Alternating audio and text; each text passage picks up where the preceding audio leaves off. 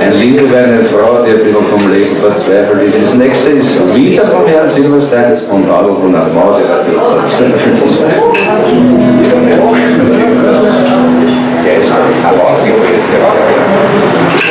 Eine kleine Fußstück groß, in ein Haus dort ganz verlassen, sitzt der Tod am Boden und schaut auf unser Welt. Wo steht der Feld? Alt und schmierig ist sein Gewand, der Bottle Rotwein in der Hand ist halb erklärt. Ich höre ihm nur ganz leise irgendwas reden. Und er sagt, oh, der hilf mir noch ein Stückchen weiter.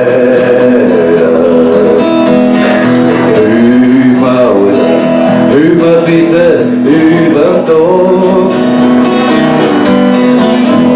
Ich weiß nicht mehr, wo das hinführen soll, aber irgendwie probier ich's noch einmal. Drum hilf mir, Alter, hilf mir noch ein Stückchen, ich tut's auch für dich. Drum hilf mir noch ein Stückchen, hilf mir noch ein Stückchen weiter.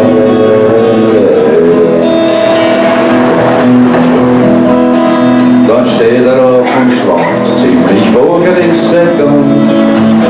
Und er bleibt vor einer Auslage stehen. Sein Spiegelbild fragt er scheinbar noch zum Lachen. Und dann hör ich ihn aufschreien, an dem Leben kennt was draus sein. Und er ist auch sicher